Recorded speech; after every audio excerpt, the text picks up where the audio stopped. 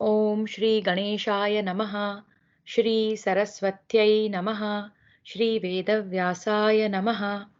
स्वयंवर पर्व त्र्यशीत्यधिकशततमोऽध्यायः। पांडवों की पांचाल यात्रा और मार्ग में ब्राह्मणों से बातचीत। वैशंपायन उवाच। वैशंपायन जी कहते हैं, जन्मेजय, तब वे नरश्रेष्ठ पांचों भाई पांडव राजकुमारी द्रौपदी उसके पांचाल देश और वहां के महान उत्सव को देखने के लिए वहां से चल दिए। क्या सेंटेंस है, फिर से देखना है।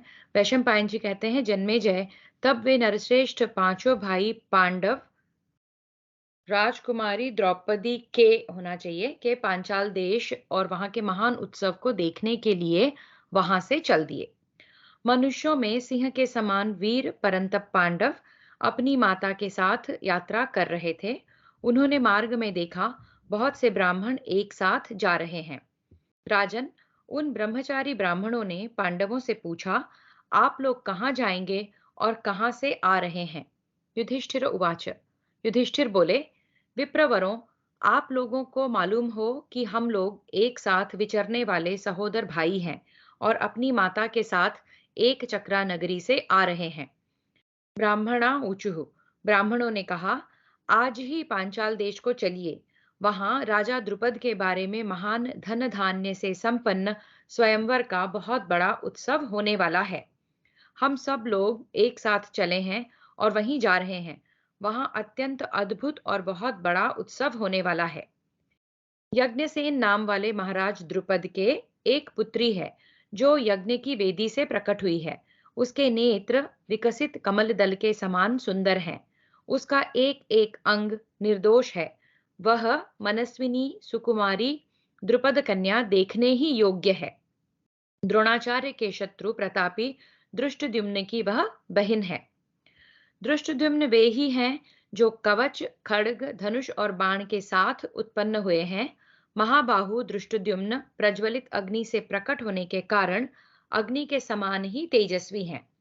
द्रौपदी निर्दोष अंगों तथा पतली कमर वाली है और उसके शरीर से नील कमल के समान सुगंध निकलकर एक कोस तक फैलती रहती है।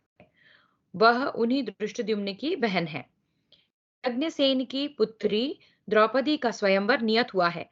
अतः हम लोग उस राजकुमारी को तथा उस स्वयंवर के दिव्य महोत्सव को देखने के लिए वहां जा रहे हैं।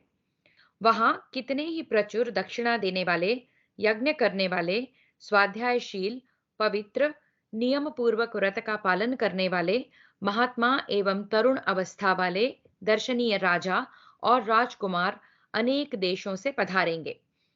अस्त्र विद्या में निपुण महारथी भूमिपाल भी वहां आएंगे। वे नरपतिगण अपनी अपनी विजय के उद्देश्य से वहां नाना प्रकार के उपहार, धन, गौएं, भक्ष्य और भोज्य आदि सब प्रकार की वस्तुएं दान करेंगे। उनका वह सब दान ग्रहण कर स्वयंवर को देखकर और उत्सव का आनंद लेकर फिर हम लोग अपने अपने अभीष्ट स्थान को चले जाएंगे। वहां अनेक देशों के नट, वैतालिक, नर्तक, सूत, मागध तथा अत्यंत बलवान मल्ल आएंगे। महात्माओं, इस प्रकार हमारे साथ खेल करके, तमाशा देखकर और नाना प्रकार के दान ग्रहण करके फिर आप लोग भी लौट आइएगा। आप सब लोगों का रूप तो देवताओं के समान है। आप सभी दर्शनीय हैं। आप लोगों को वहां उपस्थित देखकर द्रौपदी दैव योग से आप में से ही किसी एक को अपना वर चुन सकती है। आप लोगों के ये भाई अर्जुन तो बड़े सुंदर और दर्शनीय हैं। इनकी भुजाएं बहुत बड़ी हैं। इन्हें यदि विजय के कार्य में नियुक्त कर दिया जाए तो ये दैवात बहुत बड़ी धनराशि जीत लाकर निश्चय ही आप लोगों की प्रसन्नता बढ़ाएंगे। युधिष्ठिर उवाच। युधिष्ठिर बोले, ब्राह्मणों, हम भी द्रुपद कन्या के उस श्रेष्ठ स्वयंवर महोत्सव को देखने के लिए आप लोगों के साथ चलेंगे। तो ये सरल सा अध्याय था। इसमें मार्ग में मिले ब्राह्मण द्रौपदी का, दृष्टोद्युम्न का वर्णन करते हैं और बताते हैं कि किस प्रकार स्वयंवर का आयोजन हुआ है और वो देखने के लिए इकट्ठे चले आप लोग भी हमारे साथ। ये वो पांडवों को और कुंती को कह रहे हैं। वो नहीं जानते कि ये पांडव हैं। और युधिष्ठिर कहते हैं कि हाँ, हम भी वहीं जा रहे हैं। इस प्रकार श्री महाभारत आदि पर्व के अंतर्गत स्वयंवर पर्व में पांडवागमन विषयक 183वां अध्याय पूरा हुआ। तो ये आदि पर्व के अंदर स्वयंवर पर्व है। ठीक। चतुरशीत्यधिकशततमोऽध्यायः। पांडवों का द्रुपद की राजधानी में जाकर कुम्हार के यहाँ रहना, स्वयंवर सभा का वर्णन तथा धृष्टद्युम्न की घोषणा। वैशंपायन उवाच। वैशंपायन जी कहते हैं, जन्मेजय, उन ब्राह्मणों के यूं कहने पर पांडव लोग उन्हीं के साथ राजा द्रुपद के द्वारा पालित दक्षिण पांचाल देश की ओर चले। हमें याद होना चाहिए, दक्षिण पांचाल जो है द्रुपद के कब्जे में है, और उत्तर पांचाल जो है युद्ध में अर्जुन ने जब द्रुपद को पराजित किया था उसके बाद वो भाग पांचाल देश का द्रोणाचार्य ने अपने पास रखा था। इसलिए यहाँ कहा गया है कि राजा द्रुपद के द्वारा पालित दक्षिण पांचाल देश की ओर चले। तदनंतर उन पांडव वीरों को मार्ग में पाप रहित शुद्ध चित्त एवं श्रेष्ठ महात्मा द्वैपायन मुनि का दर्शन हुआ। पांडवों ने उनका यथावत सत्कार किया और उन्होंने पांडवों का। फिर उनमें आवश्यक बातचीत हुई। वार्तालाप समाप्त होने पर व्यास जी की आज्ञा ले पांडव पुनः द्रुपद की राजधानी की ओर चल दिए। महारथी पांडव मार्ग में अनेकानेक रमणीय वन और सरोवर देखते तथा उन उन स्थानों में डेरा डालते हुए धीरे धीरे आगे बढ़ते गए। प्रतिदिन स्वाध्याय में तत्पर रहने वाले पवित्र मधुर प्रकृति वाले तथा प्रियवादी पांडुकुमार इस तरह चलकर क्रमशः पांचाल देश में जा पहुंचे। द्रुपद के नगर और उनकी चाहर दीवारी को देखकर पांडवों ने उस समय एक कुम्हार के घर में अपने रहने की व्यवस्था की। वहां ब्राह्मण वृत्ति का आश्रय ले वे भिक्षा मांग कर लाते और उसी से निर्वाह करते थे। इस प्रकार वहां पहुंचे हुए पांडव वीरों को कहीं कोई भी मनुष्य पहचान न सके।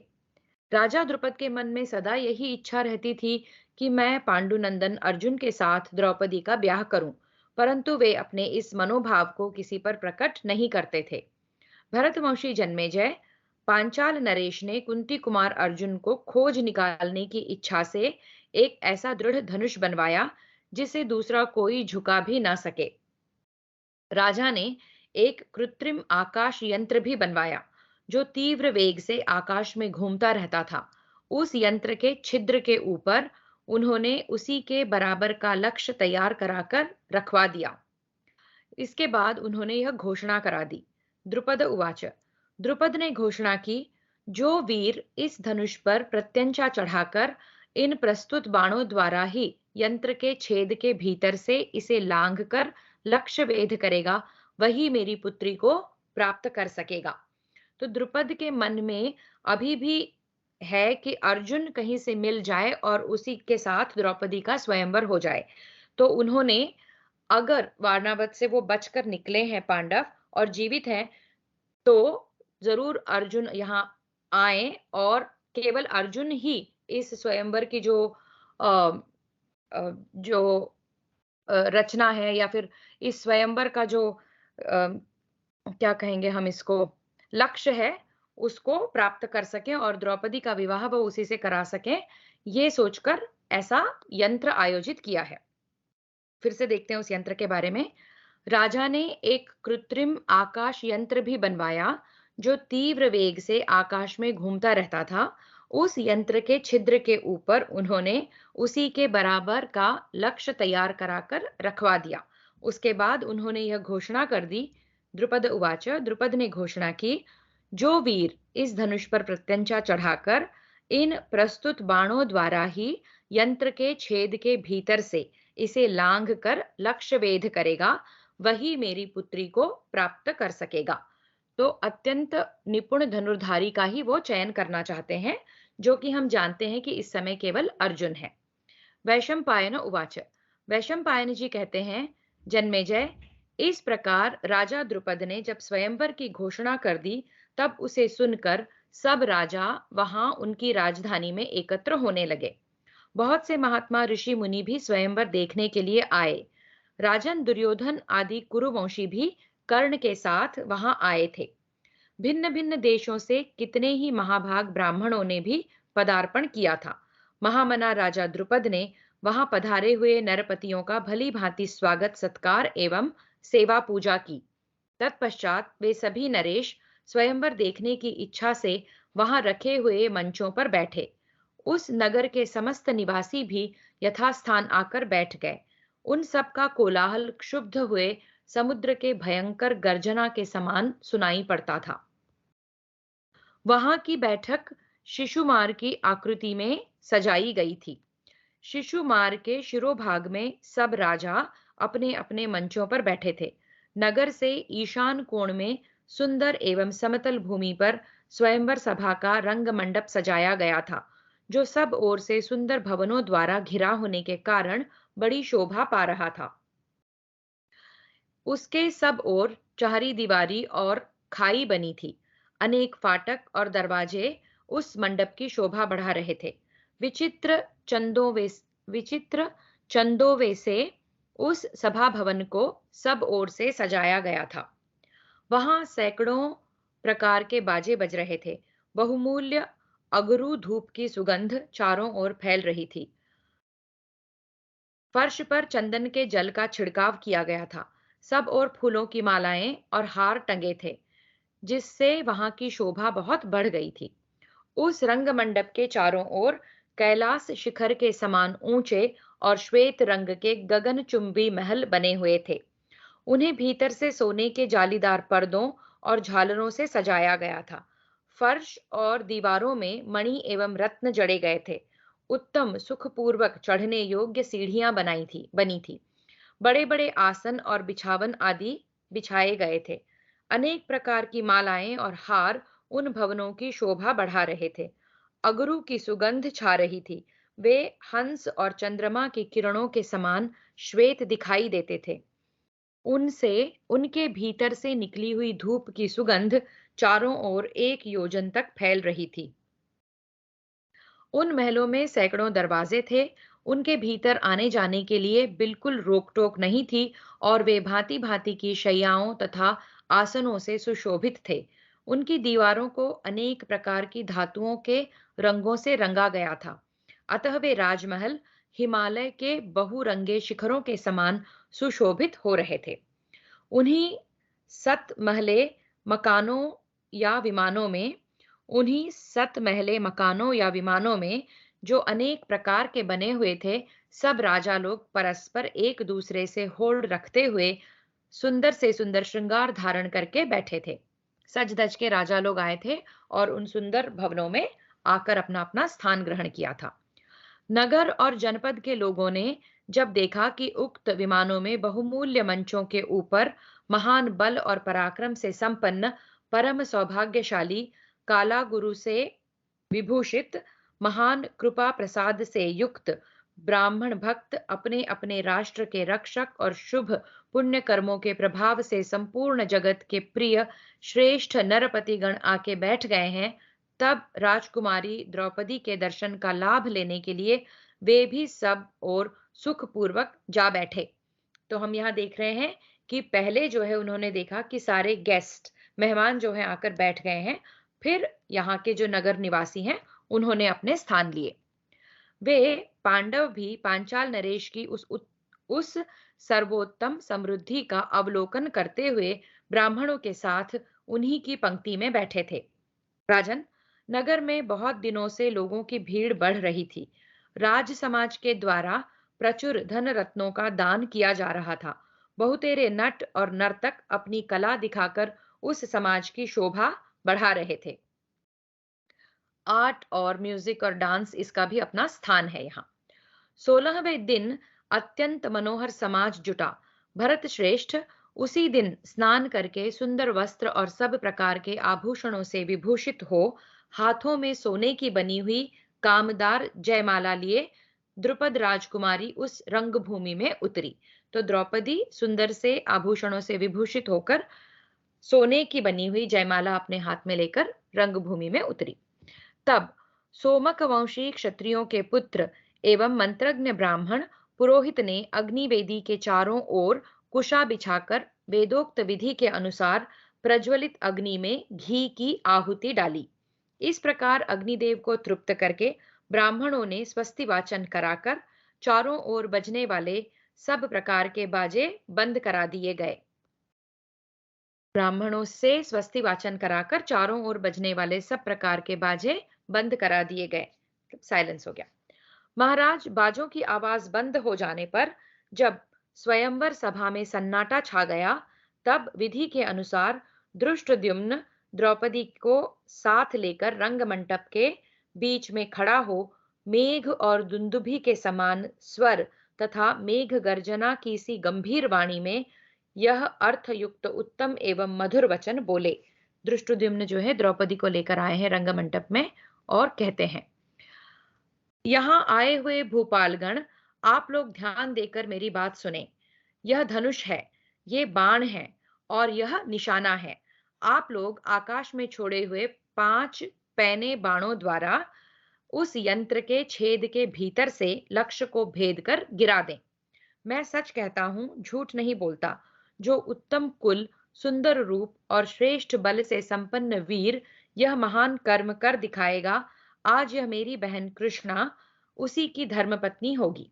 यो कहकर द्रुपद कुमार धृष्टद्युम्न ने वहां आए हुए राजाओं के नाम, गोत्र और पराक्रम का वर्णन करते हुए अपनी बहन द्रौपदी से इस प्रकार कहा। इस प्रकार श्री महाभारत आदि पर्व के अंतर्गत स्वयंवर पर्व में धृष्टद्युम्न वाक्या विषयक 184 अध्याय पूरा हुआ। तो यहाँ धृष्टद्युम्न ने जो है राजाओं को एड्रेस करते हुए बताया है कि उनको क्या क्या कार्य करना है स्वयंवर में द्रौपदी का हाथ जीतने के लिए। और आगे वो द्रौपदी से कुछ कहते हैं, देखते हैं। 85-शततमोऽध्यायः। धृष्टद्युम्न का द्रौपदी को स्वयंवर में आए हुए राजाओं का परिचय देना। धृष्टद्युम्न उवाच। धृष्टद्युम्न ने कहा, बहन यह देखो, दुर्योधन, दुर्विशः, दुर्मुख, दुष्प्रदर्शन, विविंशति, विकर्ण, सह, दुशासन, युयुत्सु, वायुवेग, भीमवेगरव, उग्रायुध, बलाकी, करकायु, विरोचन, कुंडक, चित्रसेन, सुवर्चा, कनकध्वज, नंदक, बाहुशाली, तुहुंड तथा विकट, ये और दूसरे भी बहुत से महाबली धृतराष्ट्र पुत्र जो सब के सब वीर हैं, तुम्हें प्राप्त करने के लिए कर्ण के साथ यहाँ पधारे हैं। इनके सिवा और भी असंख्य महामना क्षत्रिय शिरोमणि भूमिपाल यहाँ आए हैं। उधर देखो, गांधार राज सुबल के पुत्र शकुनी, वृषक और बृहदबल बैठे हैं। गांधार राज के ये सभी पुत्र यहाँ पधारे हैं। अश्वत्थामा और भोज, ये दोनों महान तेजस्वी और संपूर्ण शस्त्रधारियों में श्रेष्ठ हैं और तुम्हारे लिए गहने कपड़ों से सज धज कर यहाँ आए हैं। राजा बृहंत, मणिमान, दंडधार, सहदेव, जयतसेन, राजा मेघसंधि अपने दोनों पुत्रों शंख और उत्तर के साथ राजा विराट, वृद्धक्षेम के पुत्र सुशर्मा, राजा सेनाबिंदु, सुकेतु और उनके पुत्र वर्चा, सुचित्र, सुकुमार, वृक, सत्यधृति, सूर्यध्वज, रोचमान, नील, चित्रायुध, अंशुमान, चेकितान, महाबली श्रेणीमान, समुद्रसेन के प्रतापी पुत्र चंद्रसेन, जलसंध, विदंड और उनके 2 पुत्र दंड, पौंड्रक वासुदेव, पराक्रमी भगदत्त, कलिंग नरेश, ताम्रलिप्त नरेश, पाटन के राजा, उनके 2 पुत्रों वीर रुक्मांगद तथा रुक्मरथ के साथ महारथी मद्रराज शल्य, कुरुवंशी सोमदत्त तथा उनके 3 महारथी शूरवीर पुत्र भूरी, भूरिश्रवा और शल, काम्बोज देशीय, सुदक्षिण, पुरुवंशी, दृढ़बंधा। इतने सब राजाओं की लिस्ट बताते हैं वो। और भी हैं महाबली सुषेण, उशीर देशीय शिबी तथा चोर डाकुओं को मार डालने वाले कारुषाधिपति भी यहाँ आए हैं। इधर संकर्षण, वासुदेव, भगवान श्री कृष्ण, रुक्मिणी नंदन पराक्रमी, प्रद्युम्न, सांब, चारुदेष्ण, प्रद्युम्न कुमार अनिरुद्ध, श्री कृष्ण के बड़े भाई गद, अक्रूर सात्यकी, परम बुद्धिमान उद्धव, रुदिक पुत्र कृतकर्मा, पृथु, विपृथु, विदुरथ, कंक, शंकु, गवेषण, आशावह, अनिरुद्ध, शमीक, सारिमेजय, वीर वातपति, झिल्ली पिंडारक तथा पराक्रमी उशीनर, ये सब वृष्णिवंशी कहे गए हैं। भगीरथ वंशी, बृहत क्षत्र, सिंधुराज जयद्रथ, बृहद्रक बृहद बृहद्रथ, बालीक, महारथी श्रुतायु, उलूक, राजा कैतव, चित्रांगद, शुभांगद, बुद्धिमान वत्सराज, कोसल नरेश, पराक्रमी शिशुपाल तथा जरासंध, ये तथा और भी अनेक जनपदों के शासक, भूमंडल में विख्यात बहुत से क्षत्रिय वीर तुम्हारे लिए यहाँ पधारे हैं। भद्रे, ये पराक्रमी नरेश तुम्हें पाने के उद्देश्य से इस उत्तम लक्ष्य का भेदन करेंगे। शुभे, जो इस निशाने को वेध डाले उसी का आज तुम वरण करना। इस प्रकार श्री महाभारत आदि पर्व के अंतर्गत स्वयंवर पर्व में राजाओं के नाम का परिचय विषयक 185वां अध्याय पूरा हुआ। तो धृष्टद्युम्न ने राजाओं को स्वयंवर की जो कंडीशन थी वो बताई, और द्रौपदी को जो है जो जो राजा आए थे उनका इंट्रोडक्शन दिया। षडशीत्यधिक शततमोध्यायः, राजाओं का लक्ष्य भेदने के लिए उद्योग और असफल होना। वैशंपायन उवाच, वैशंपायन जी कहते हैं, जन्मेजय, वे सब नवयुवक राजा अनेक आभूषणों से विभूषित हो, कानों में कुंडल पहने और परस्पर लाग डांट रखते हुए हाथों में अस्त्र शस्त्र लिए अपने अपने आसनों से उठने लगे। उन्हें अपने में ही सबसे अधिक अस्त्र विद्या और बल के होने का अभिमान था। सभी को अपने रूप, पराक्रम, कुल, शील, धन और जवानी का बड़ा घमंड था। वे सभी मस्तक से वेग पूर्वक मद की धारा बहाने वाले हिमाचल प्रदेश के गजराजों की भांति उन्मत्त हो रहे थे। वे एक दूसरे को बड़ी स्पर्धा से देख रहे थे। उनके सभी अंगों में कामोन्माद व्याप्त हो रहा था। कृष्णा तो मेरी ही होने वाली है, यह कहते हुए वे अपने राजोचित आसनों से सहसा उठ खड़े हो गए। द्रुपद कुमारी को पाने की इच्छा से रंग मंडप में एकत्र हुए वे क्षत्रिय नरेश गिरिराज नंदिनी उमा के विवाह में इकट्ठे हुए देवताओं की भांति शोभा पा रहे थे। कामदेव के बाणों की चोट से उनके सभी अंगों में निरंतर पीड़ा हो रही थी। उनका मन द्रौपदी में ही लगा हुआ था। द्रुपद कुमारी को पाने के लिए रंगभूमि में उतरे हुए वे सभी नरेश वहां अपने सुहृद राजाओं से भी ईर्ष्या करने लगे। यहाँ कोई किसी का फ्रेंड नहीं है, एवरीबडी इज अ कॉम्पिटिटर। उसी समय रुद्र, आदित्य, वसु, अश्विनी कुमार, समस्त साध्यगण तथा मरुदगण यमराज और कुबेर को आगे करके अपने अपने विमानों पर बैठकर वहां आए। दैत्य संपूर्ण दैत्य, सुपर्ण, नाग, देवर्षि, गुह्यक, चारण तथा विश्वावसु, नारद और पर्वत आदि प्रधान प्रधान गंधर्व भी अप्सराओं को साथ लिए सहसा आकाश में उपस्थित हो गए। अन्य राजा लोग द्रौपदी की प्राप्ति के लिए लक्ष्य बेधने के विचार में पड़े थे, किंतु भगवान श्री कृष्ण की सम्मति के अनुसार चलने वाले महान यदुश्रेष्ठ, जिनमें बलराम और श्री कृष्ण आदि वृष्णि और अंधक वंश के प्रमुख व्यक्ति वहां उपस्थित थे, चुपचाप अपनी जगह बैठे बैठे देख रहे थे।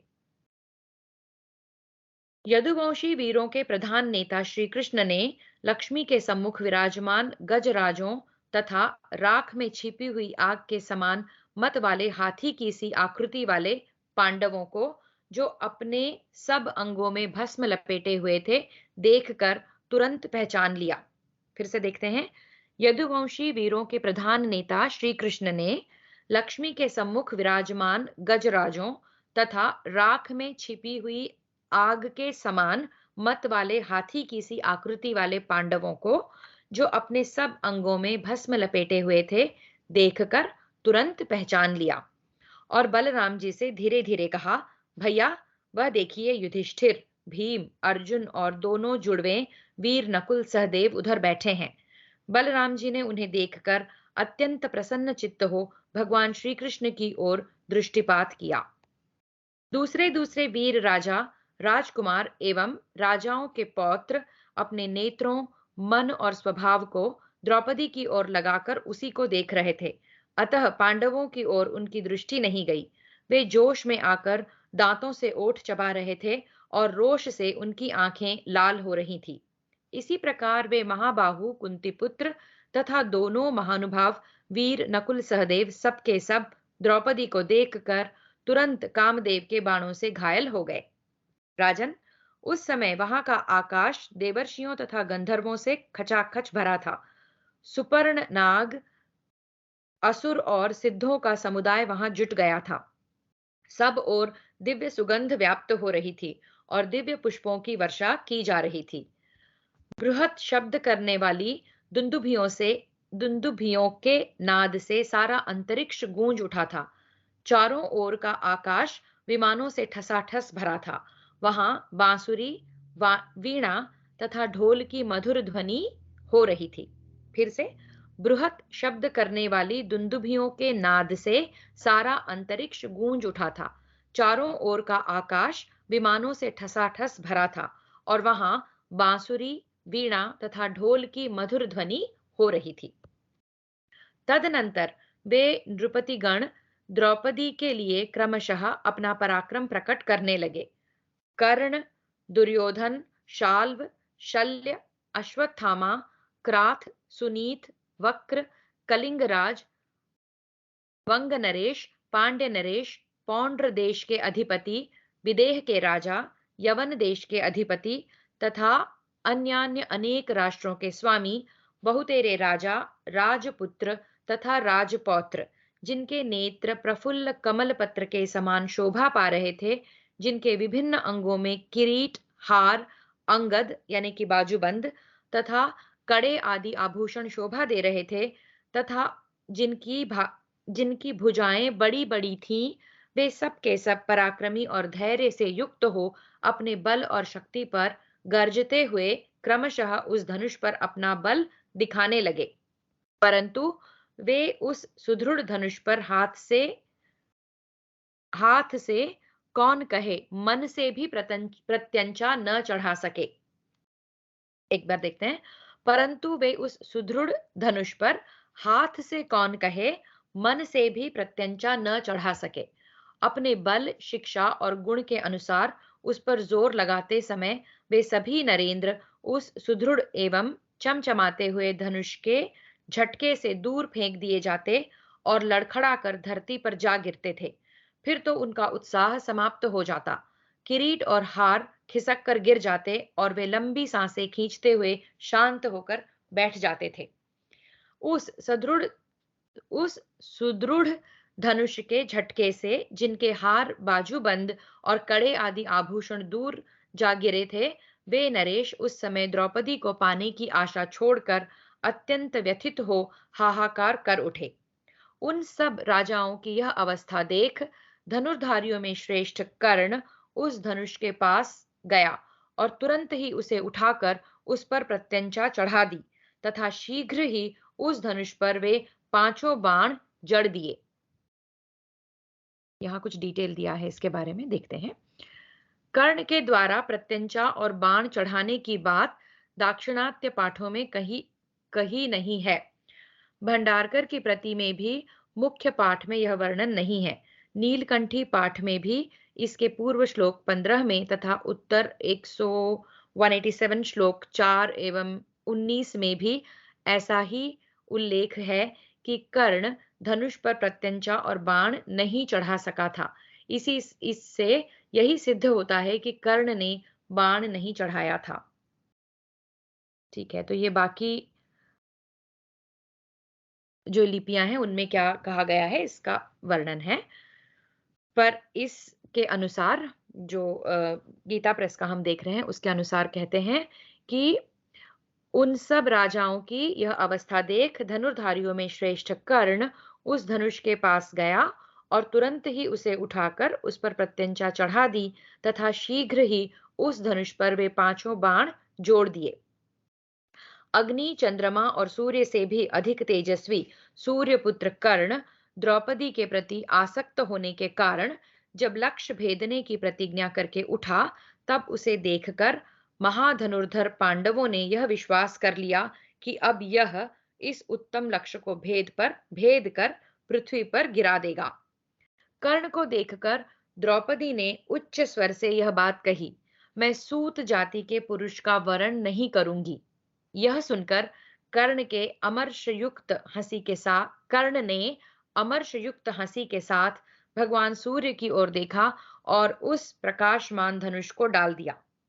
इस प्रकार जब वे सभी क्षत्रिय सब ओर से हट गए, तब यमराज के समान बलवान धीर वीर चेदिराज दमघोष पुत्र महाबुद्धिमान शिशुपाल धनुष उठाने के लिए चला, परंतु उस पर हाथ लगाते ही घुटनों के बल पृथ्वी पर गिर पड़ा। तदनंतर महापराक्रमी एवं महाबली राजा जरासंध धनुष के निकट आकर पर्वत की भांति अविचल भाव से खड़ा हो गया, परंतु उठाते समय धनुष का झटका खाकर वह भी घुटने के बल गिर पड़ा। तब वहां से उठकर राजा जरासंध अपने राज्य को चला गया।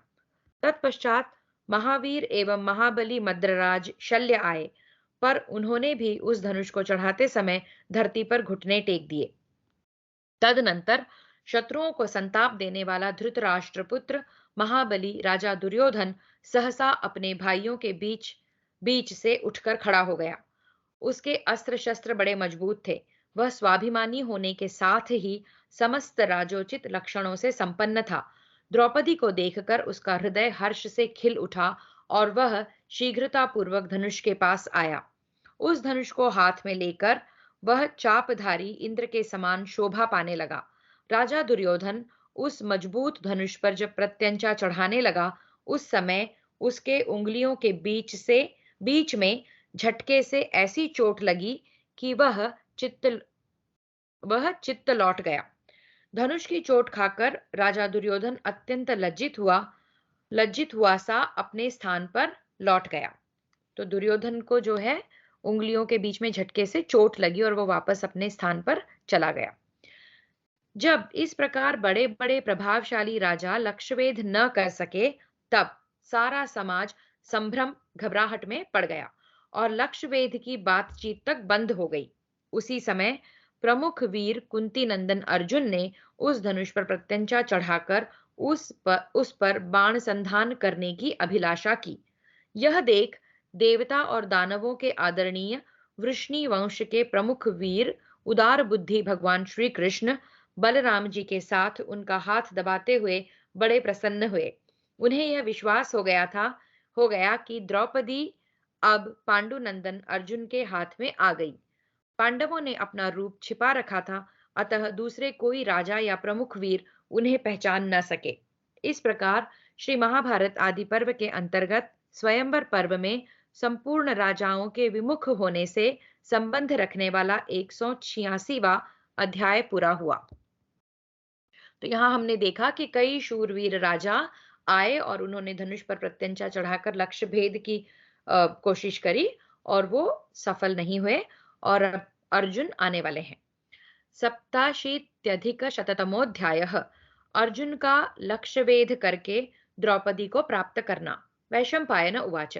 वैशंपायन जी कहते हैं, जन्मेजय, जब सब राजाओं ने उस धनुष पर प्रत्यंचा चढ़ाने के कार्य से मुंह मोड़ लिया, तब उदार बुद्धि अर्जुन ब्राह्मण मंडली के बीच से उठकर खड़े हुए।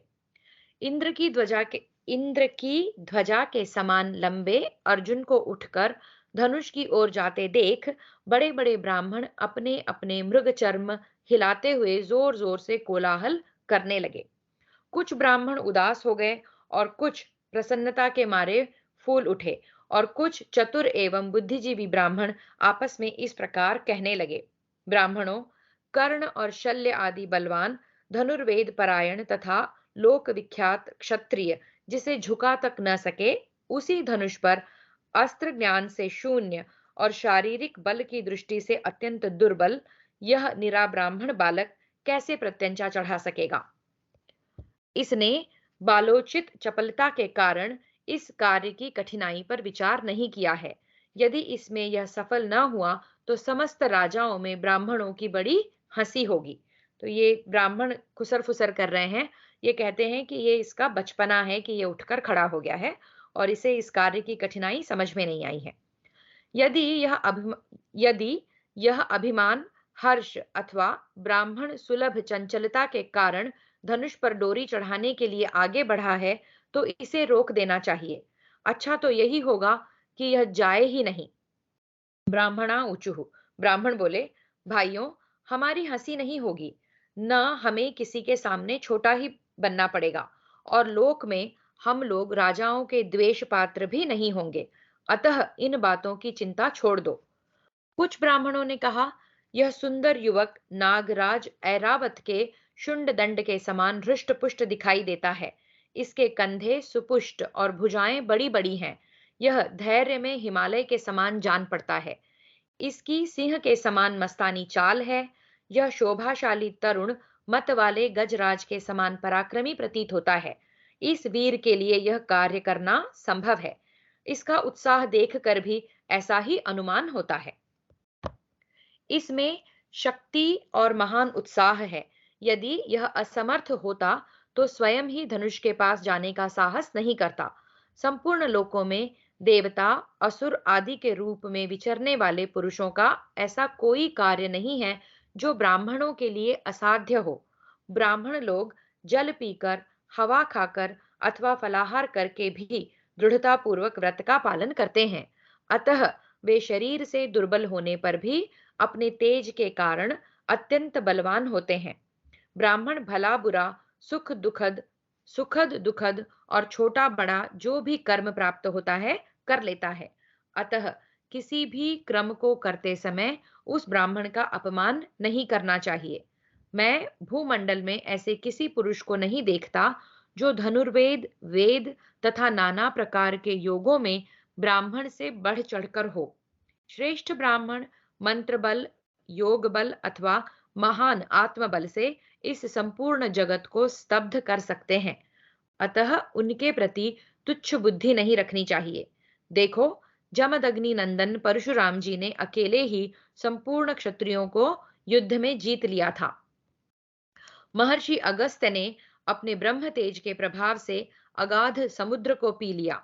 इसीलिए आप सब लोग यहाँ आशीर्वाद दें कि यह महान ब्रह्मचारी शीघ्र ही इस धनुष को चढ़ा दे और लक्ष्य वेध करने में सफल हो। यह सुनकर वे श्रेष्ठ ब्राह्मण उसी प्रकार आशीर्वाद की वर्षा करने लगे। इस प्रकार जब ब्राह्मण लोग भांति भांति की बातें कर रहे थे, उसी समय अर्जुन धनुष के पास जाकर पर्वत के समान अविचल भाव से खड़े हो गए। फिर उन्होंने धनुष के चारों ओर घूमकर उसकी परिक्रमा की। इसके बाद वरदायक भगवान शंकर को मस्तक झुकाकर प्रणाम किया और मन ही मन भगवान श्री कृष्ण का चिंतन करके अर्जुन ने वह धनुष उठा लिया। रुक्म, सुनीत, वक्र, कर्ण, दुर्योधन, शल्य तथा शाल्व आदि धनुर्वेद के पारंगत विद्वान पुरुष सिंह राजा लोग महान प्रयत्न करके भी जिस धनुष पर डोरी न चढ़ा सके, उसी धनुष पर विष्णु के समान प्रभावशाली एवं पराक्रमी वीरों में श्रेष्ठता का अभिमान रखने वाले इंद्र कुमार अर्जुन ने पलक मारते मारते प्रत्यंचा चढ़ा दी। इसके बाद उन्होंने वे 5 बाण भी अपने हाथ में ले लिए और उन्हें चलाकर बात ही बात में लक्ष्य वेध दिया। वह बिंधा हुआ लक्ष्य अत्यंत छिन्न भिन्न हो यंत्र के छेद से सहसा पृथ्वी पर गिर पड़ा। उस समय आकाश में बड़े जोर का हर्षनाद हुआ और सभा मंडप में तो उससे भी महान आनंद कोलाहल छा गया। देवता लोग शत्रुहंता अर्जुन के मस्तक पर दिव्य फूलों की वर्षा करने लगे। सहस्त्रों ब्राह्मण हर्ष में भरकर वहां अपने दुपट्टे हिलाने लगे, मानो अर्जुन की विजय ध्वजा फहरा रहे हों। फिर तो जो लोग लक्ष्य वेध करने में असमर्थ हो हार मान चुके थे, वे राजा लोग सब ओर से हाहाकार करने लगे। उस रंगभूमि में आकाश से सब ओर फूलों की वर्षा हो रही थी। बाजा बजाने वाले लोग सैकड़ों अंगों वाली तुरही आदि बजाने लगे। सूत और मगाध गण वहां मीठे स्वर से यशोगान करने लगे। अर्जुन को देखकर शत्रुसूदन द्रुपद के हर्ष की सीमा न रही। उन्होंने अपनी सेना के साथ उनकी सहायता करने का निश्चय किया।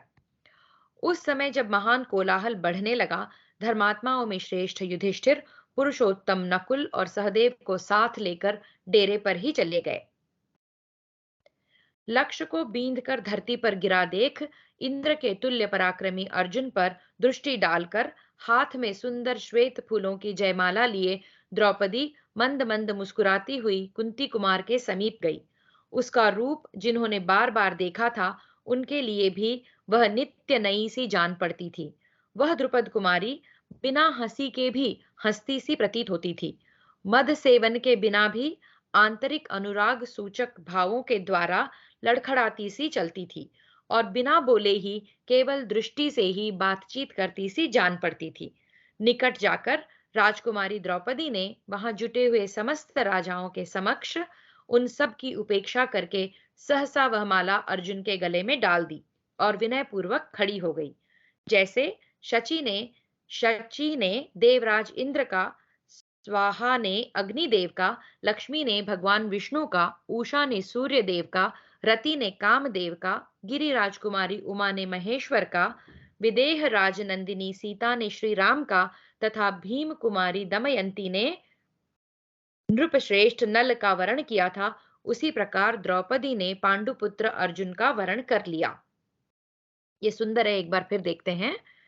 निकट जाकर राजकुमारी द्रौपदी ने वहां जुटे हुए समस्त राजाओं के समक्ष उन सब की उपेक्षा करके सहसा वह माला अर्जुन के गले में डाल दी और विनय पूर्वक खड़ी हो गई। जैसे शची ने देवराज इंद्र का, स्वाहा ने अग्निदेव का, लक्ष्मी ने भगवान विष्णु का, उषा ने सूर्य देव का, रति ने कामदेव का, गिरि राजकुमारी उमा ने महेश्वर का, विदेह राजनंदिनी सीता ने श्री राम का तथा भीम कुमारी दमयंती ने नृपश्रेष्ठ नल का वरण किया था, उसी प्रकार द्रौपदी ने पांडुपुत्र अर्जुन का वरण कर लिया।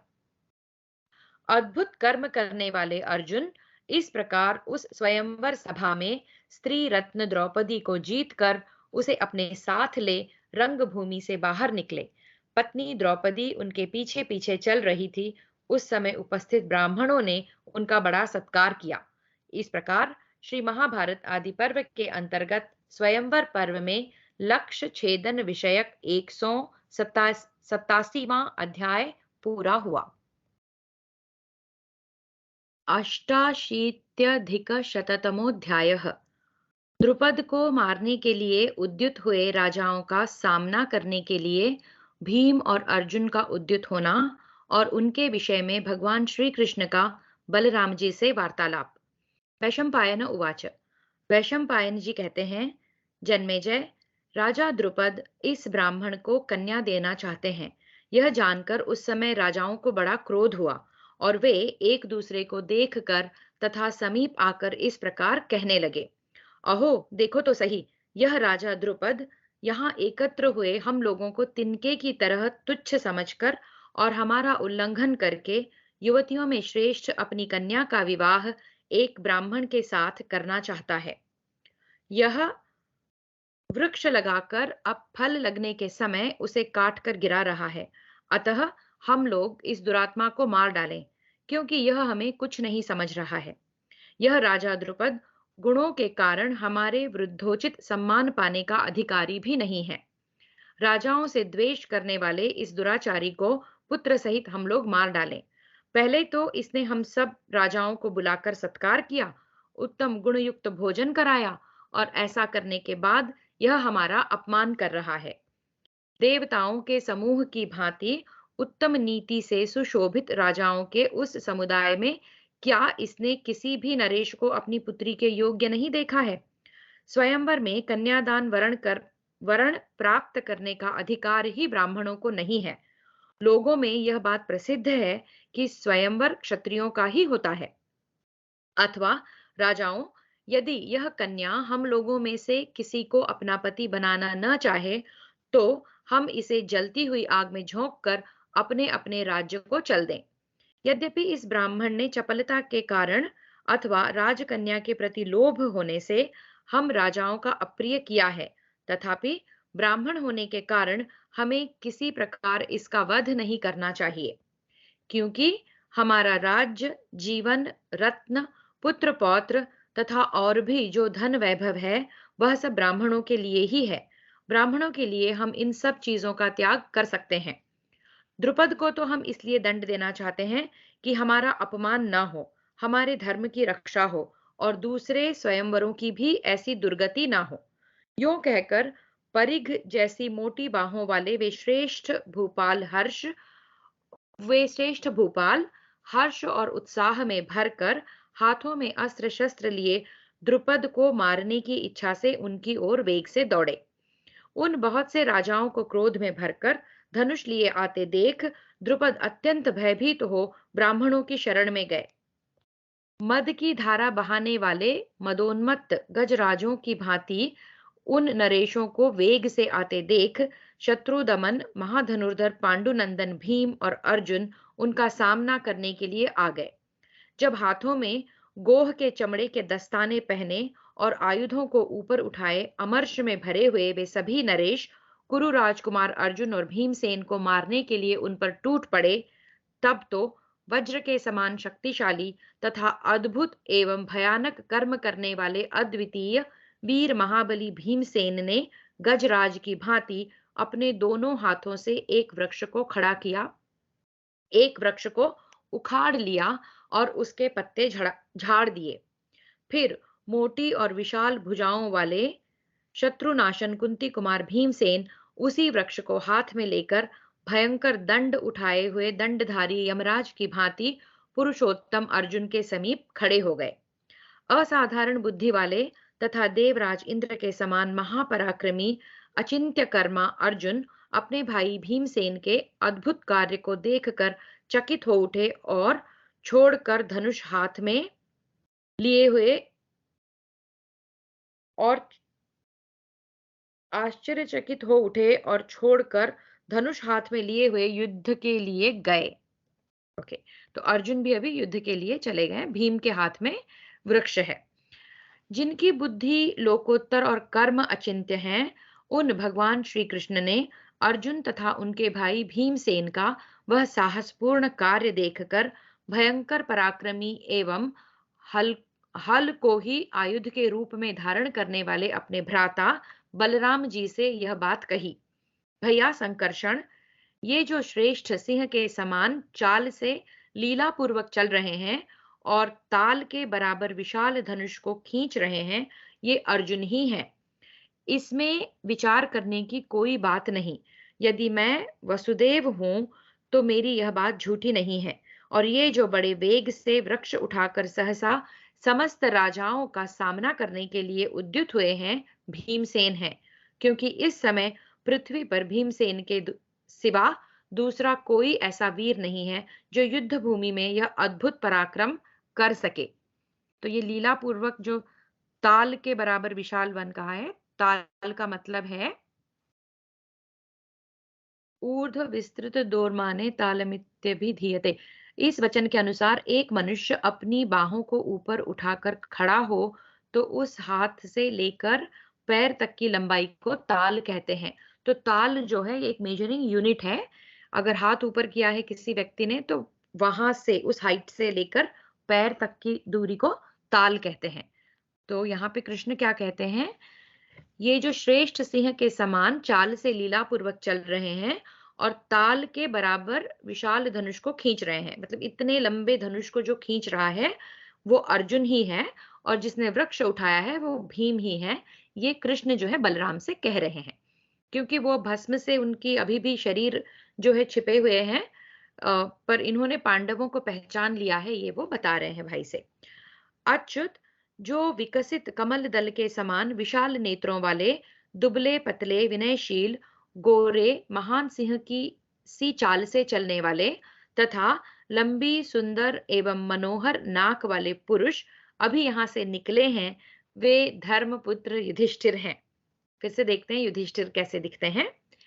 जो विकसित कमल दल के समान विशाल नेत्रों वाले दुबले पतले विनयशील गोरे महान सिंह की सी चाल चलने वाले तथा लंबी सुंदर एवं मनोहर नाक वाले पुरुष हैं।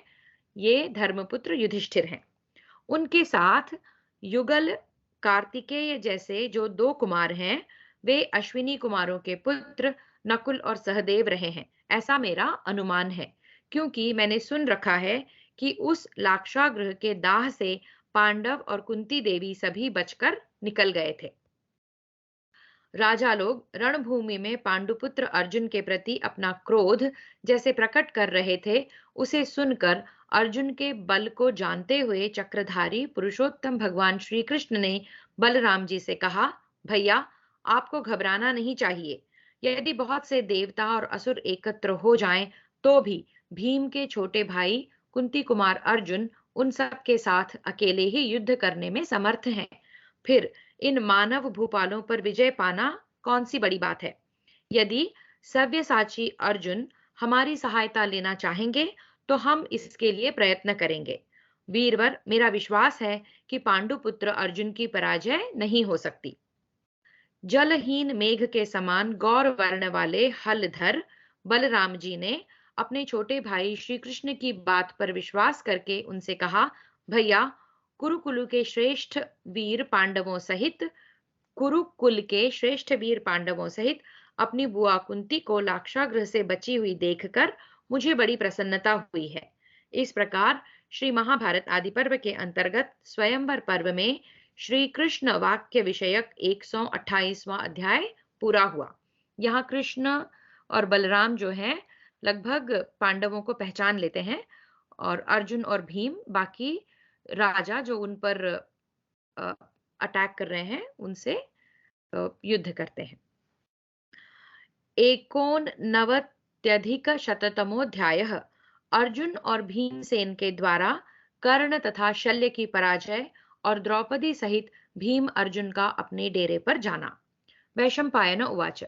वैशंपायन जी कहते हैं, जन्मेजय, उस समय अपने मृग चर्म और कमंडलुओं को हिलाते और उछालते हुए वे श्रेष्ठ ब्राह्मण अर्जुन से कहने लगे, तुम डरना नहीं, हम सब लोग तुम्हारी ओर से शत्रुओं के साथ युद्ध करेंगे।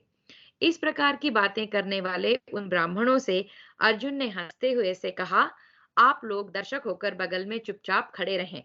मैं अकेला ही सीधी नोक वाले सैकड़ों बाणों की वर्षा करके क्रोध में भरे हुए इन शत्रुओं को उसी प्रकार रोक दूंगा, जैसे मंत्रज्ञ लोग अपने मंत्रों के बल से विषैले सर्पों को कुंठित कर देते हैं।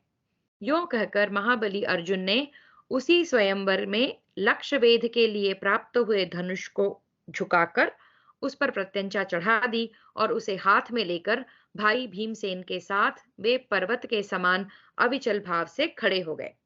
तदनंतर कर्ण आदि रणोन्मत्त क्षत्रियों को आते देख वे दोनों भाई निर्भय हो उन पर उसी तरह टूट पड़े, जैसे दो मतवाले हाथी अपनी विपक्षी हाथियों की ओर बढ़े जा रहे हों। जैसे दो मतवाले हाथी अपने विपक्षी हाथियों की ओर बढ़े जा रहे हों। तब युद्ध के लिए उत्सुक उन राजाओं ने कठोर स्वर में ये बातें कही। युद्ध की इच्छा वाले ब्राह्मण का भी रणभूमि में वध शास्त्रानुकूल देखा गया है। मतलब क्या कहते हैं? तब युद्ध के लिए उत्सुक उन राजाओं ने कठोर स्वर में ये बातें कही। युद्ध की इच्छा वाले ब्राह्मण भी रणभूमि में रणभूमि में ब्राह्मण का भी रणभूमि में वध शास्त्रानुकूल देखा गया है। अब तक ये सारे राजा कह रहे थे कि हम जो है ब्राह्मणों को ये समझकर कि अर्जुन ब्राह्मण है, उसको उसकी हम हत्या नहीं करेंगे। लेकिन जब ब्राह्मण वेश में भीम और अर्जुन भी इनके साथ युद्ध करने के लिए तत्पर हैं, तब वो कहते हैं कि शास्त्र के अनुकूल हम इनका भी वध कर सकते हैं, क्योंकि ये रणभूमि में युद्ध की इच्छा से ही उतरे हैं। यों कहकर वे राजा लोग सहसा ब्राह्मणों की ओर दौड़े। महातेजस्वी कर्ण अर्जुन की ओर युद्ध के लिए बढ़ा। ठीक उसी तरह जैसे हथिनी के लिए लड़ने की इच्छा रखकर एक हाथी अपने प्रतिद्वंद्वी दूसरे हाथी से भिड़ने के लिए जा रहा हो, महाबली मद्रराज शल्य भीमसेन से जा भिड़े। दुर्योधन आदि सभी भूपाल एक साथ अन्यान्य ब्राह्मणों के साथ उस युद्ध भूमि में बिना किसी प्रयास के खेल सा करते हुए कोमलता पूर्वक शीत युद्ध करने लगे। तब तेजस्वी अर्जुन ने अपने धनुषों को जोर से खींचकर अपनी ओर वेग से आते हुए सूर्यपुत्र कर्ण को कई तीक्ष्ण बाण मारे। उन दुस्सह तेज वाले तीखे बाणों के वेग पूर्वक आघात से राधानंदन कर्ण को मूर्छा आने लगी। वह बड़ी कठिनाई से अर्जुन की ओर बढ़ा। विजयी वीरों में श्रेष्ठ वे दोनों योद्धा हाथों की फुर्ती दिखाने में बेजोड़ थे। उनमें कौन बड़ा है और कौन छोटा यह बताना असंभव था।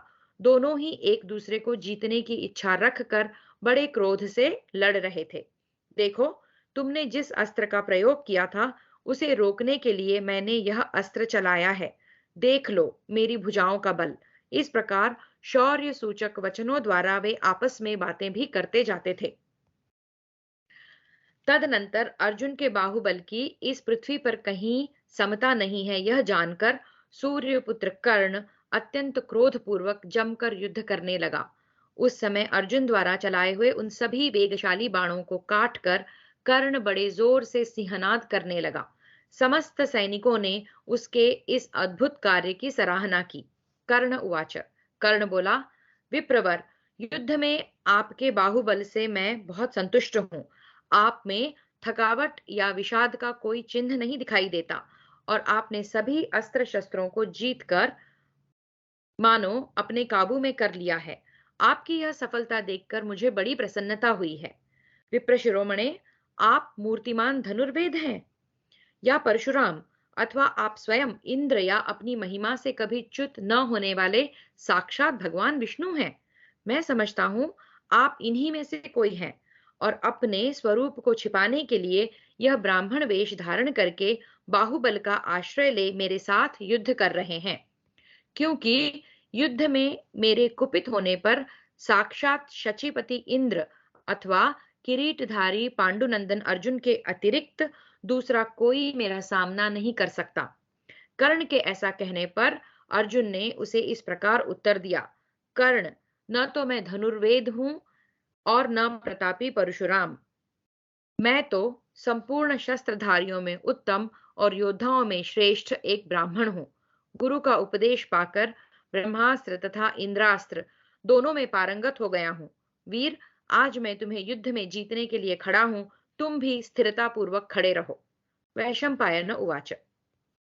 वैशंपायन जी कहते हैं, जन्मेजय, अर्जुन की यह बात सुनकर महारथी कर्ण ब्राह्म तेज को अजेय मानता हुआ उस समय युद्ध छोड़कर हट गया। फिर से देखते हैं, अर्जुन की यह बात सुनकर महारथी कर्ण ब्राह्म तेज को अजेय मानता हुआ उस समय युद्ध छोड़कर हट गया। उसी समय दूसरे स्थान को अपना रण क्षेत्र बनाकर वहीं बलवान वीर शल्य और भीमसेन एक दूसरे को ललकारते हुए दो मतवाले गजराजों की भांति युद्ध कर रहे थे। दोनों ही विद्या, बल और युद्ध की कला से संपन्न थे। वे घूंसों और घुटनों से एक दूसरे को मारने लगे। दोनों एक दूसरे को दूर तक ठेल ले जाते, नीचे गिराने का प्रयत्न करते, कभी अपनी ओर खींचते और कभी अगल बगल से पैंतरे देकर गिराने की चेष्टा करते। इस प्रकार वे एक दूसरे को खींचते और मुक्कों से मारते थे। उस समय घूंसों की मार से दोनों के शरीरों पर अत्यंत भयंकर चट चट शब्द हो रहा था। वे परस्पर इस प्रकार प्रहार कर रहे थे मानो पत्थर टकरा रहे हों। लगभग 2 घड़ी तक दोनों इस युद्ध में एक दूसरे को खींचते और ठेलते रहे। तदनंतर कुरुश्रेष्ठ भीमसेन ने दोनों हाथों से शल्य को ऊपर उठाकर उस युद्ध भूमि में पटक दिया। यह देख ब्राह्मण लोग हंसने लगे। कुरुश्रेष्ठ बलवान भीमसेन ने एक आश्चर्य की बात यह की कि महाबली शल्य को पृथ्वी पर पटक कर भी मार नहीं डाला। भीमसेन के द्वारा शल्य के पछाड़ दिए जाने और अर्जुन से कर्ण के डर जाने पर सभी राजा युद्ध का विचार छोड़ शंकित हो भीमसेन को चारों ओर से घेर कर खड़े हो गए और एक साथ ही बोल उठे, अहो, ये दोनों श्रेष्ठ ब्राह्मण धन्य हैं। पता तो लगाओ इनकी जन्मभूमि कहाँ है तथा ये रहने वाले कहाँ के हैं। परशुराम, द्रोण अथवा पांडुनंदन अर्जुन के सिवा दूसरा ऐसा कौन है जो युद्ध में राधानंदन कर्ण का सामना कर सके। इसी प्रकार देवकी नंदन श्री कृष्ण अथवा शरद्वान के पुत्र कृपाचार्य के सिवा दूसरा कौन है जो समर भूमि में दुर्योधन के साथ लोहा ले सके। बलवानों में श्रेष्ठ मद्रराज शल्य को भी वीरवर बलदेव, पांडुनंदन भीमसेन अथवा वीर दुर्योधन को छोड़कर दूसरा कौन रणभूमि में गिरा सकता है। अतः ब्राह्मणों से घिरे हुए इस युद्ध क्षेत्र से हम लोगों को हट जाना चाहिए, क्योंकि ब्राह्मण अपराधी हों तो भी सदा ही उनकी रक्षा करनी चाहिए। पहले इनका ठीक ठाक परिचय ले लें, फिर ये चाहें तो हम इनके साथ प्रसन्नता पूर्वक युद्ध करेंगे। इन सब राजाओं तथा अन्य लोगों को ऐसी बातें करते देख और युद्ध में वह महान पराक्रम दिखाकर भीमसेन और अर्जुन बड़े प्रसन्न थे। वैशंपायन उवाच। वैशंपायन जी कहते हैं, जन्मेजय, भीमसेन का वह अद्भुत कार्य देख भगवान श्री कृष्ण ने यह सोचते हुए कि ये दोनों भाई कुंती कुमार भीमसेन और अर्जुन ही हैं, उन सब राजाओं को यह समझाकर कि इन्होंने धर्म पूर्वक द्रौपदी को प्राप्त किया है, अनुनय पूर्वक युद्ध से रोका। तो कृष्ण सबसे अनुनय विनय करते हैं कि इन्होंने जो है धर्म पूर्वक द्रौपदी को प्राप्त कर लिया है और ये युद्ध अब रुक जाना चाहिए। इस प्रकार श्री कृष्ण के समझाने से वे सभी युद्ध कुशल श्रेष्ठ नरेश युद्ध से निवृत्त हो गए और विस्मित होकर अपने अपने डेरों को चले गए। वहां जो दर्शक एकत्र हुए थे वे इस रंग मंडप के उत्सव से ब्राह्मणों की श्रेष्ठता सिद्ध हुई। वहां जो दर्शक एकत्रित हुए थे वे इस रंग मंडप के उत्सव से ब्राह्मणों की श्रेष्ठता सिद्ध हुई। पांचाल राजकुमारी द्रौपदी को ब्राह्मणों ने प्राप्त किया, यूं कहते हुए अपने अपने निवास स्थान को चले गए। रूरू मृग के चर्म को वस्त्र के रूप में धारण करने वाले ब्राह्मणों से घिरे होने के कारण भीमसेन और अर्जुन बड़ी कठिनाई से आगे बढ़ पाते थे। जनता की भीड़ से बाहर निकलने पर शत्रुओं ने उन्हें अच्छी तरह देखा। आगे आगे वे दोनों नरवीर थे और उनके पीछे पीछे द्रौपदी चली जा रही थी। द्रौपदी के साथ वहां उन दोनों की बड़ी शोभा हो रही थी। वे ऐसे लगते थे जैसे पूर्णमासी तिथि को मेघों की घटा से निकलकर चंद्रमा और सूर्य प्रकाशित हो रहे हो।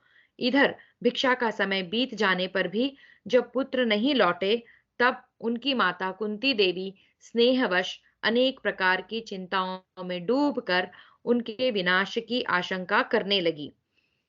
कहीं ऐसा तो नहीं हुआ कि धृतराष्ट्र के पुत्रों ने कुरुश्रेष्ठ पांडवों को पहचान कर उनकी हत्या कर डाली हो, अथवा दृढ़ता पूर्वक वैर भाव को मन में रखने वाले महाभयंकर मायावी राक्षसों ने तो मेरे बच्चों को नहीं मार डाला। क्या महात्मा व्यास के भी निश्चित मत के विपरीत कोई बात हो गई? इस प्रकार पुत्र स्नेह में पगी कुंती देवी अब चिंता में मग्न हो रही थीं। आकाश में मेघों की भारी घटा घिर आने के कारण जब दुर्दिन सा हो रहा था और जनता सब काम छोड़कर सोए हुए की भांति अपने अपने घरों पर निश्चेष्ट होकर बैठी थी, उसी समय दिन के तीसरे पहर में बादलों से घिरे हुए सूर्य के समान ब्राह्मण मंडली से घिरे हुए अर्जुन ने वहां उस कुम्हार के घर में प्रवेश किया। याद करें, ये लोग कुम्हार के घर में रुके हुए हैं। इस प्रकार श्री महाभारत आदि पर्व के अंतर्गत स्वयंवर पर्व में पांडव प्रत्यागमन विषयक 189वां अध्याय पूरा हुआ। 90+शततमोऽध्यायः। कुंती, अर्जुन और युधिष्ठिर की बातचीत, पांचों पांडवों का द्रौपदी के साथ विवाह का विचार तथा बलराम और श्री कृष्ण की पांडवों से भेंट। वैशंपायन उवाच। वैशंपायन जी कहते हैं, जन्मेजय, मनुष्यों में श्रेष्ठ महानुभाव कुंती पुत्र भीमसेन और अर्जुन कुम्हार के घर में प्रवेश करके अत्यंत प्रसन्न हो माता को द्रौपदी की प्राप्ति सूचित करते हुए बोले, माँ, हम लोग भिक्षा लाए हैं। उस समय कुंती देवी कुटिया के भीतर थीं। उन्होंने अपने पुत्रों को देखे बिना ही उत्तर दे दिया, भिक्षा लाए हो तो तुम सभी भाई मिलकर उसे पाओ। तत्पश्चात द्रौपदी को देखकर कुंती ने चिंतित होकर कहा, हाय, मेरे मुंह से बड़ी अनुचित बात निकल गई। कुंती देवी अधर्म के भय से बड़ी चिंता में पड़ गईं, परंतु मनोनुकूल पति की प्राप्ति से द्रौपदी के मन में बड़ी प्रसन्नता थी। कुंती देवी द्रौपदी का हाथ पकड़कर युधिष्ठिर के पास गईं और उनसे उन्होंने यह बात कही। कुंत्युवाच, कुंती ने कहा, बेटा, यह राजा द्रुपद की कन्या द्रौपदी है। तुम्हारे छोटे भाई भीमसेन और अर्जुन ने इसे भिक्षा कहकर मुझे समर्पित किया, और मैंने भी इसे देखे बिना ही भूल से भिक्षा ही समझकर अनुरूप उत्तर दे दिया। तुम सब लोग मिलकर इसे पाओ। कुरुश्रेष्ठ, बताओ, अब कैसे मेरी बात झूठी ना हो, और क्या किया जाए जिससे इस पांचाल राजकुमारी कृष्णा को न तो पाप लगे और न नीच योनि में ही भटकना पड़े।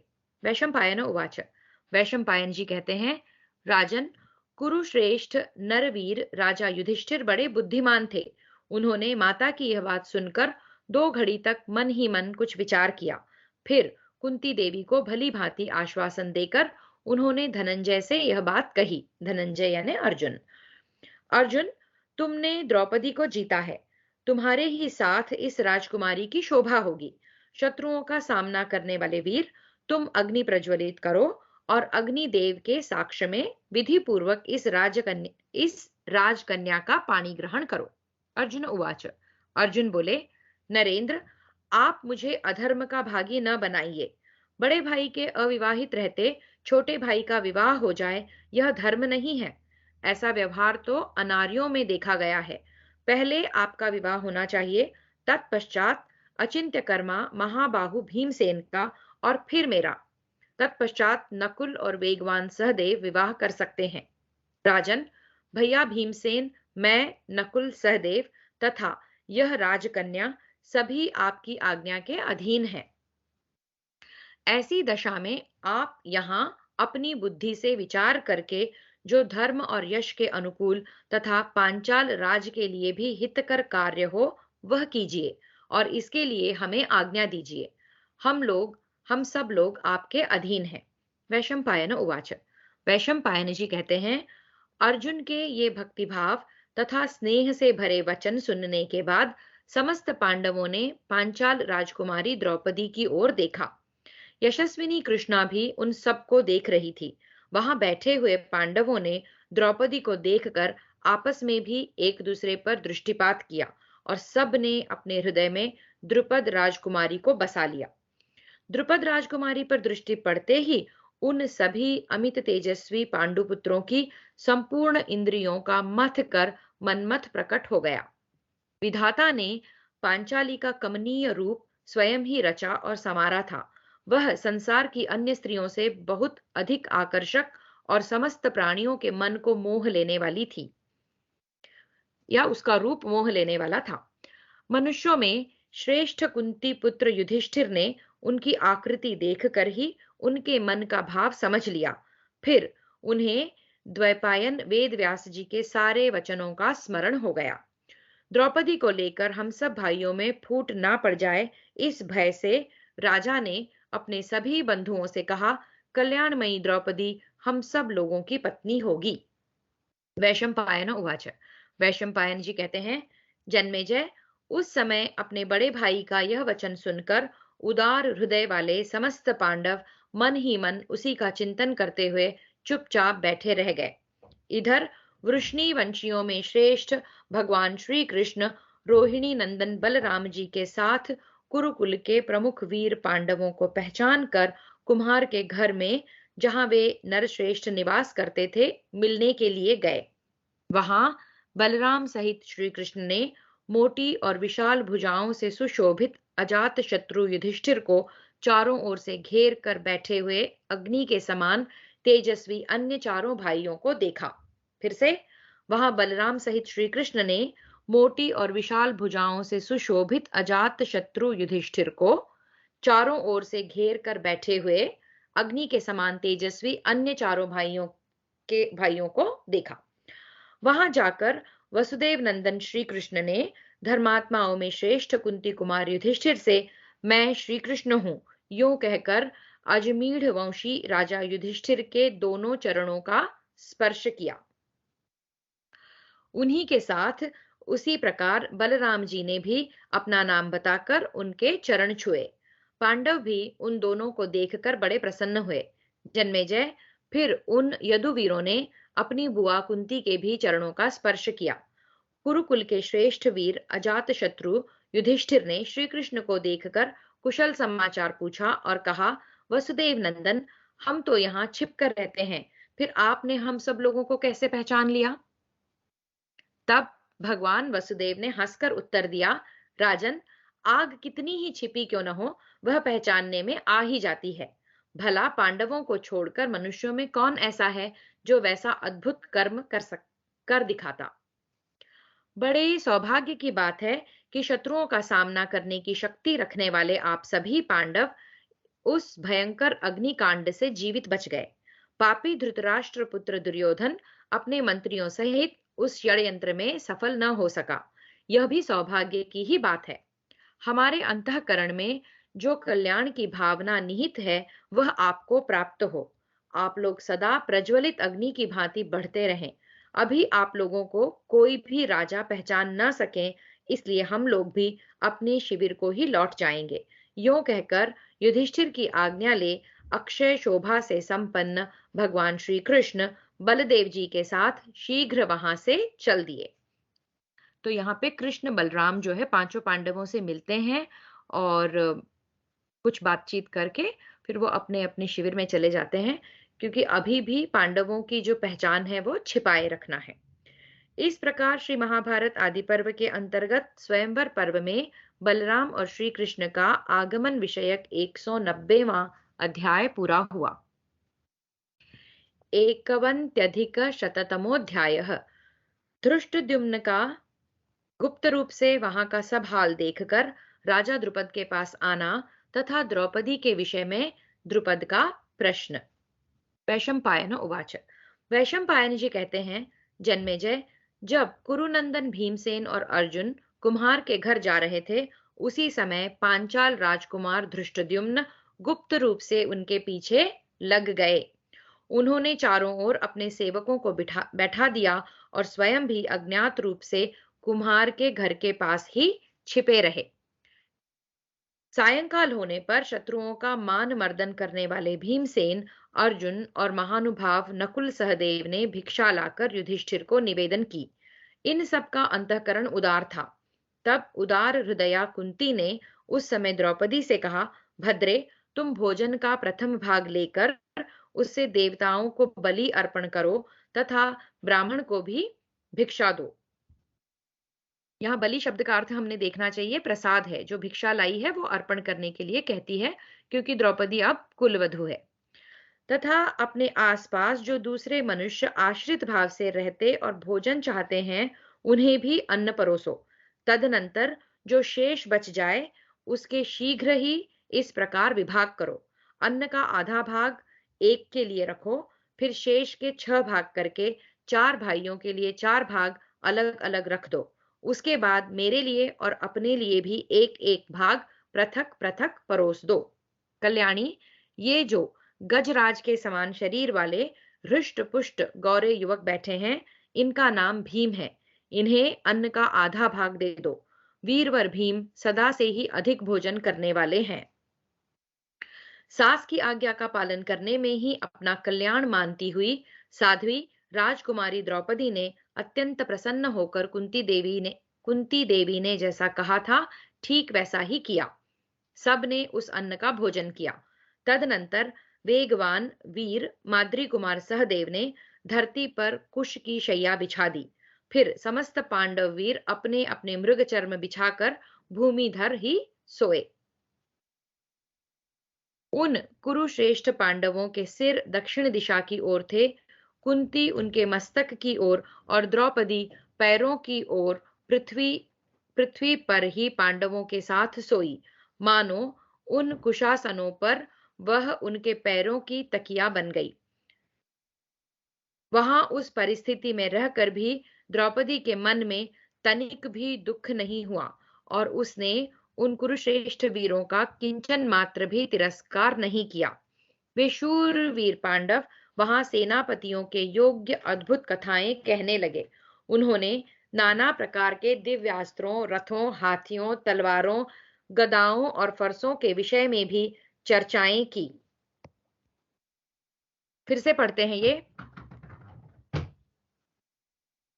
वे शूरवीर पांडव वहां सेनापतियों के योग्य अद्भुत कथाएं कहने लगे। उन्होंने नाना प्रकार के दिव्यास्त्रों, रथों, हाथियों, तलवारों, गदाओं और फरसों के विषय में भी चर्चाएं की।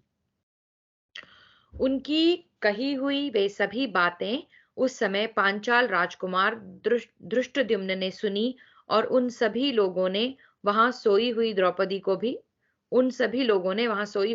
को भी देखा। तदनंतर राजकुमार धृष्टद्युम्न रात में पांडवों का इतिहास तथा उनकी कही हुई सारी बातें राजा द्रुपद को पूर्ण रूप से सुनाने के लिए बड़ी उतावली के साथ राजभवन में गए। पांचाल राज द्रुपद पांडवों का पता न पाने के कारण बहुत खिन्न थे। धृष्टद्युम्न के आने पर महात्मा द्रुपद ने उनसे पूछा, बेटा, मेरी पुत्री कृष्णा कहाँ गई? कौन उसे ले गया? कहीं किसी शूद्र ने अथवा नीच जाति के पुरुष द्वारा ऊंची जाति की स्त्री से उत्पन्न मनुष्य ने या कर देने वाले वैश्य ने तो मेरी पुत्री को प्राप्त नहीं कर लिया, और इस प्रकार उन्होंने मेरे सिर पर अपना कीचड़ से सना पांव तो नहीं रख दिया? माला के समान सुकुमारी और हृदय पर धारण करने योग्य मेरी लाडली पुत्री श्मशान के समान अपवित्र किसी पुरुष के हाथ में तो नहीं पड़ गई? क्या द्रौपदी को पाने वाला मनुष्य अपने समान वर्ण यानी कि क्षत्रिय कुल का ही कोई श्रेष्ठ पुरुष है, अथवा वह अपने से भी श्रेष्ठ ब्राह्मण कुल का है? बेटा, मेरी कृष्णा का स्पर्श कर किसी निम्न वर्ण वाले मनुष्य ने आज मेरे मस्तक पर अपना बायां पैर तो नहीं रख दिया? क्या ऐसा सौभाग्य होगा कि मैं नरश्रेष्ठ अर्जुन से द्रौपदी का विवाह करके अत्यंत प्रसन्न हूं और कभी भी संतप्त न हो सकूं? महानुभाव पुत्र, ठीक ठीक बताओ, आज जिसने मेरी पुत्री को जीता है वह पुरुष कौन है? क्या कुरुकुल के श्रेष्ठ वीर विचित्र वीर्य कुमार पांडु के शूरवीर पुत्र अभी जीवित हैं? क्या आज कुंती के सबसे छोटे पुत्र अर्जुन ने ही उस धनुष को उठाया और लक्ष्य को मार गिराया था? यहाँ हम देखते हैं कि भाई और पिता के जो इमोशंस हैं वो कैसे हैं अपनी बेटी के लिए या बहन के लिए। इस प्रकार श्री महाभारत आदि पर्व के अंतर्गत स्वयंवर पर्व में धृष्टद्युम्न का प्रत्यागमन विषयक 191वां अध्याय पूरा हुआ। वैवाहिक पर्व द्विनवत्यधिकशततमोऽध्यायः। धृष्टद्युम्न के द्वारा द्रौपदी तथा पांडवों का हाल सुनकर राजा द्रुपद का उनके पास पुरोहित को भेजना तथा पुरोहित और युधिष्ठिर की बातचीत। वैशंपायन उवाच।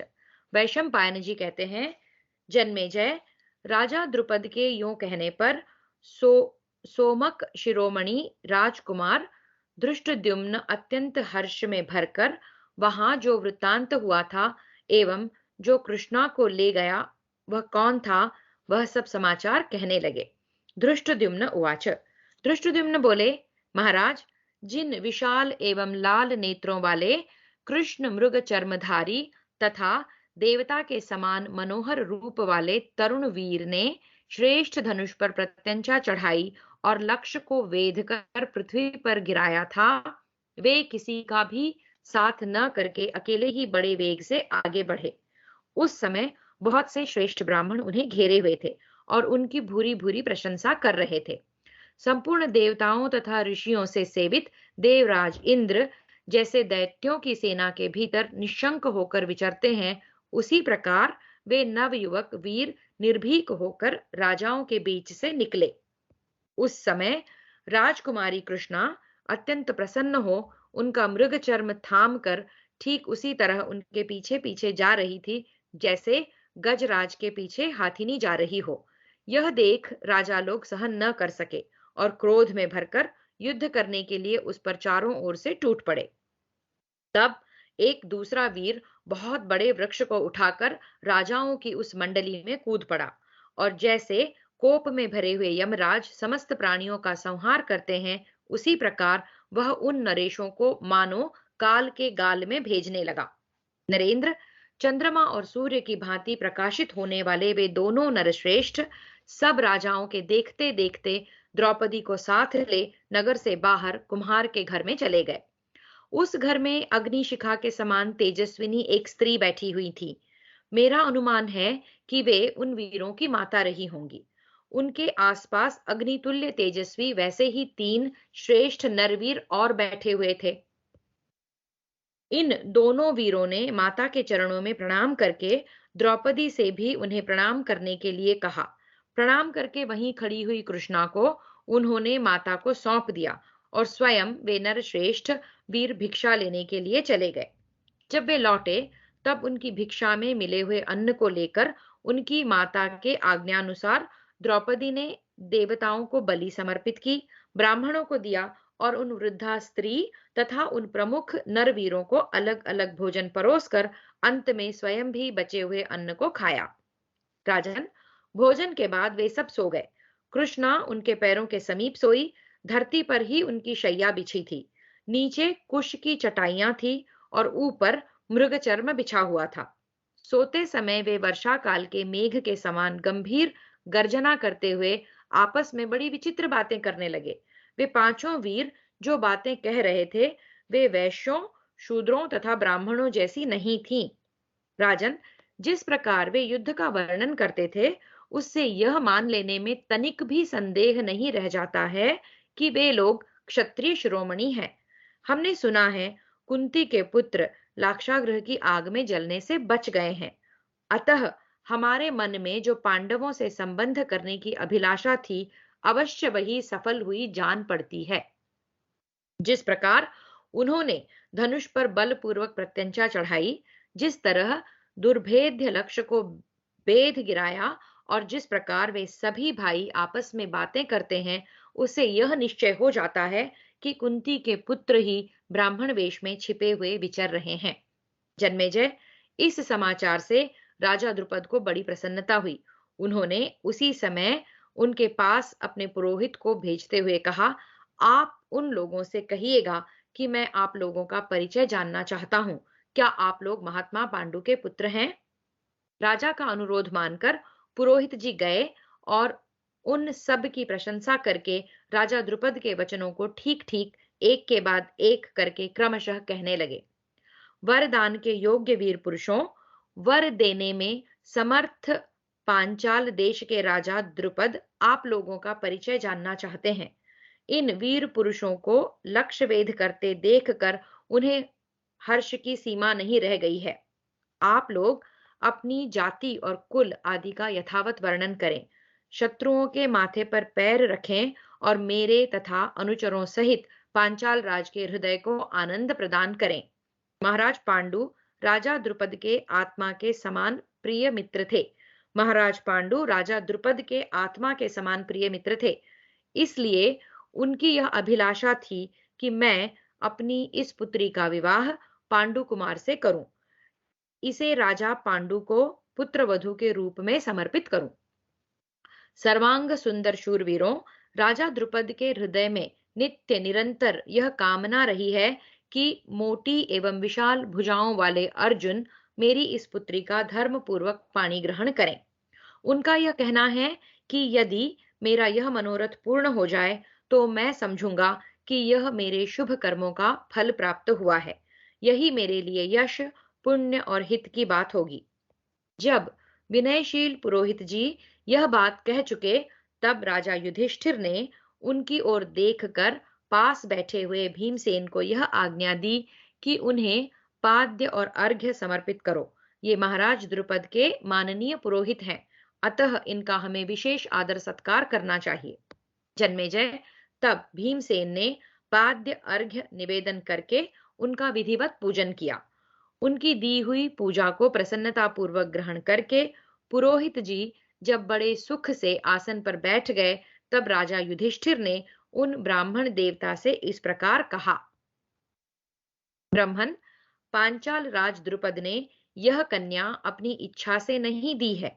उन्होंने अपने धर्म के अनुसार लक्ष्य वेद की शर्त करके अपनी कन्या देने का निश्चय किया था। उस वीर पुरुष ने इसी शर्त को पूर्ण करके यह कन्या प्राप्त की है। राजा ने वहां वर्ण, शील, कुल और गोत्र के विषय में कोई अभिप्राय नहीं व्यक्त किया था। धनुष पर प्रत्यंचा चढ़ाकर लक्ष्य वेध कर देने पर ही कन्यादान की घोषणा की थी। इस महात्मा वीर ने उसी घोषणा के अनुसार राजाओं की मंडली में राजकुमारी कृष्णा पर विजय पाई है। ऐसी दशा में सोमक वंशी राजा द्रुपद को अब सुख का अभाव करने वाला संताप नहीं करना चाहिए। ब्राह्मण, राजा द्रुपद की जो पहले की अभिलाषा है वह भी पूरी होगी। इस राजकन्या को हम सर्वथा ग्रहण करने योग्य एवं उत्तम मानते हैं। कोई बलहीन पुरुष उस विशाल धनुष पर प्रत्यंचा नहीं चढ़ा सकता था। जिसने अस्त्र विद्या की पूर्ण शिक्षा न पाई हो, ऐसे पुरुष के अथवा किसी नीच कुल के मनुष्य के लिए भी उस लक्ष्य को गिराना असंभव था। अतः पांचाल राज को अब अपनी पुत्री के लिए पश्चाताप करना उचित नहीं है। इस पृथ्वी पर उस वीर के सिवा ऐसा कोई मनुष्य नहीं है जो उस लक्ष्य को वेध सके। राजा युधिष्ठिर यूं कह ही रहे थे कि पांचाल राज द्रुपद के पास से एक दूसरा मनुष्य यह समाचार देने के लिए शीघ्रता पूर्वक आया कि राजभवन में आप लोगों के लिए भोजन तैयार है। इस प्रकार श्री महाभारत आदि पर्व के अंतर्गत वैवाहिक पर्व में पुरोहित युधिष्ठिर विषयक 192वां अध्याय पूरा हुआ। 93 पांडवों और कुंती का द्रुपद के घर में जाकर सम्मानित होना और राजा द्रुपद द्वारा पांडवों के शील स्वभाव की परीक्षा। दूत उवाच। दूत बोला, महाराज द्रुपद ने विवाह के निमित्त बरातियों को जिमाने के लिए उत्तम भोजन सामग्री तैयार कराई है। अतः आप लोग संपूर्ण दैनिक कार्यों से निवृत्त हो उसे पाएं। राजकुमारी कृष्णा को भी विवाह विधि से वहीं प्राप्त करें। इसमें विलंब नहीं होना चाहिए। ये सुवर्णमय कमलों से सुशोभित तथा राजाओं की सवारी के योग्य विचित्र रथ खड़े हैं। इनमें उत्तम घोड़े जुते हुए हैं। इन पर सवार हो आप लोग महाराज द्रुपद के महल में पधारें। वैशंपायन उवाच। वैशंपायन जी कहते हैं, जन्मेजय, वहां वे सभी कुरुश्रेष्ठ पांडव पुरोहित जी को विदा करके उन विशाल रथों पर आरूढ़ हो राजभवन की ओर चले। उस समय कुंती और कृष्णा एक साथ एक ही सवारी पर बैठी हुई थी। भारत, उस समय धर्मराज युधिष्ठिर ने जो बातें कही थी उन्हें पुरोहित के मुख से सुनकर उन कुरुश्रेष्ठ वीरों के शील स्वभाव की परीक्षा के लिए राजा द्रुपद ने अनेक प्रकार की वस्तुओं का संग्रह किया।